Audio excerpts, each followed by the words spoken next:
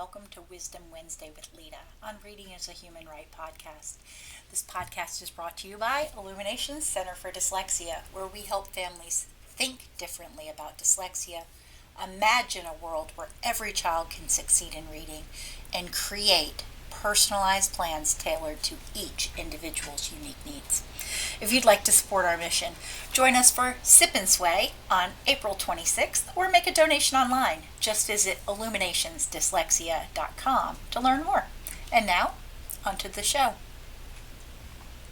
Today's topic is one that weighs heavy on many hearts. What is the right thing to do when you suspect that your child is having trouble learning to read? When is it okay to say, wait and see? And when is it time to seek help? When do you sit down with your child's school team and ask for support? What is the right chain of events to get help? Navigating early literacy outcomes is never one size fits all. It depends on your child, your location, and your school system. Each of those can be as unique and varied as the children themselves. So today, we're going to explore those questions, shed light on what it looks like when all the right pieces come together. And I'll introduce you to one of my students, Malachi, and share his journey, his challenges, his breakthroughs, and his incredible success. Because we know without a doubt that the work we do as dyslexia therapists can truly change the trajectory of a child's life forever. So let's dig in and talk about what's possible when reading is a right and not just a privilege. In the early years, dyslexia wasn't talked about, but recently our country has seen significant legislative efforts enhancing early literacy, particularly through mandatory dyslexia screening. As of last year, 34 states have implemented policies requiring dyslexia screening as part of their early literacy program. In Mississippi, districts are required to screen all children in the spring of kindergarten and again in the fall of first grade. Similarly, Texas mandates that all kindergarten students undergo a universal dyslexia screener by the end of the school year. California has also taken steps in this direction, and in the upcoming school year will require that kindergarten first and second graders have universal screeners to assess the risk of reading difficulties. It is important to note that while many states have enacted these screening mandates, the implementation details, such as the specific grades involved, the timing of the screenings, and the interventions that would be provided, will differ significantly. Look into your local policies and your available resources. While a majority of the states have recognized the importance of early screening and have implemented legislative measures, the exact requirements will vary. As a parent, it matters less what the law says and more what you expect from your child and what they are ready for. It's important to know what you can realistically expect to come home from the school system once your child enters formal education, whether that's preschool, kindergarten, or later. It's at that moment that we should begin to see instruction and matching letters to sounds. Because here's the thing, reading is not natural. It is not something that the brain just figures out the way it does with spoken language. Reading has to be taught. That really cool part of the brain that Dehan calls the letterbox, that neurological region that becomes active when we process written language, doesn't light up without explicit instruction. For example, if I show you a Hebrew letter and you've never studied Hebrew, that letterbox in the brain won't activate. It hasn't been trained to associate that shape with a sound. It's one of the most amazing things about the human brain, the ability to build those pathways through instruction. But it also means something important for us as parents and educators. Instruction is not optional. Waiting and seeing only makes sense if a child hasn't received adequate, explicit instruction in how to read. We can't expect children to just pick it up by being around books or listening to stories. While it's really important that we read to them from a very early age, exposure is not enough. They need systematic instruction that little bitty sounds to graphemes, the letters, with lots and lots of practice. Yes, dyslexia is a neurobiological condition, But there is a mountain of evidence that shows that poor instruction can have very similar outcomes.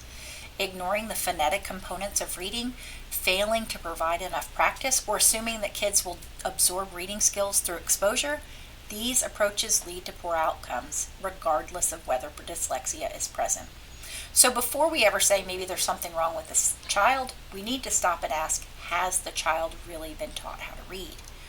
The only time that wait and see is an appropriate approach is when a child is in the process of receiving high quality instruction, when the work of matching letters to sounds has truly begun.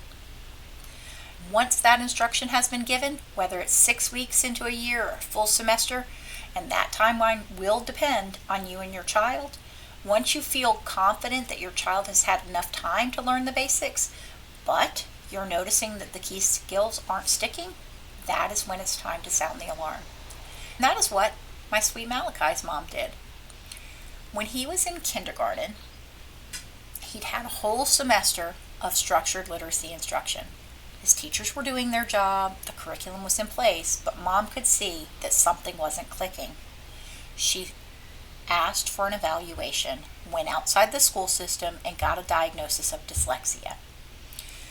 It showed that not only did he have dyslexia, but he had an above average IQ. With that result, they started intervention and he was placed into gifted classes. We went through an entire semester of kindergarten, and she said that was not effective. Get through one semester of first grade with more intervention, and she's still not seeing it stick. So it's January of his first grade year, 1 full year after his diagnosis, and she calls and she says it's not working. He's still not writing his name correctly, got lots of backwards letters.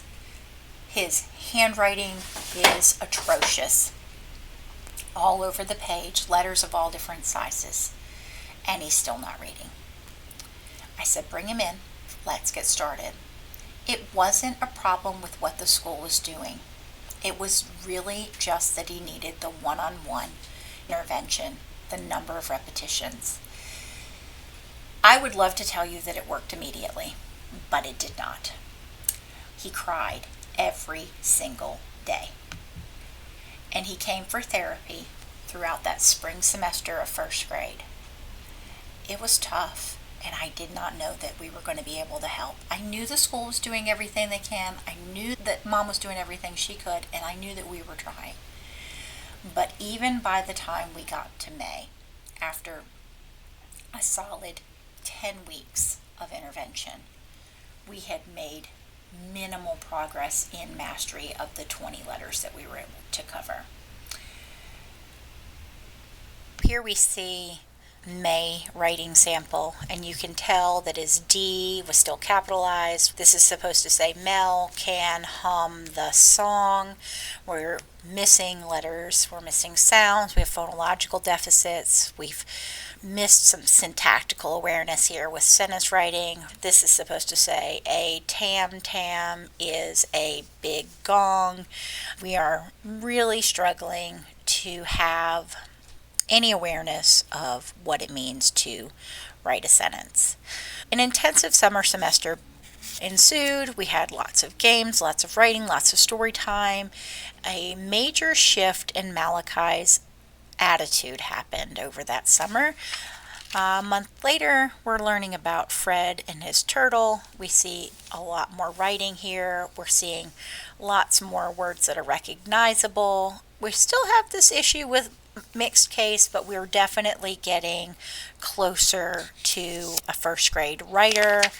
By November, we have coming out of his brain and not copying. The rat's name is Rate. The rat plays with Slim Slime. Handwriting continues to be an issue, but now Malachi is reading on grade level. After the summer, mom and the team decided that another year of first grade would be beneficial for Malachi. This is where that developmental progression matters. What is the best placement to give him time to acquire these skills? And it has paid off.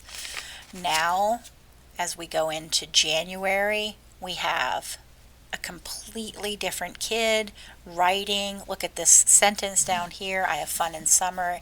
He has a mug. When asked, he can shrink his text down.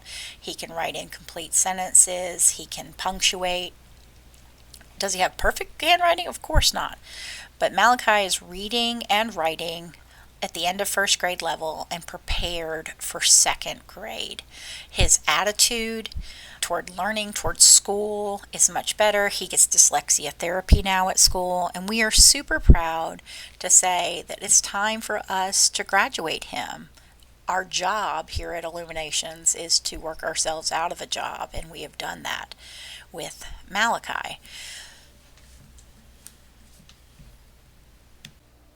So when is it time to wait? That's up to you. And what help is right? Anyone who is certified in structured literacy, whether that's Orton Gillingham or Wilson or Barton or dyslexia therapy with a certified academic language therapist, find some help. Find some help for your child, because waiting is only an option if they're still learning in an explicit, structured literacy environment.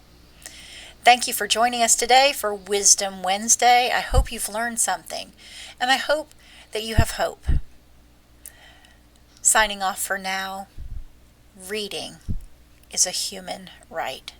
So until everyone can read, I'm Leta Palmiter.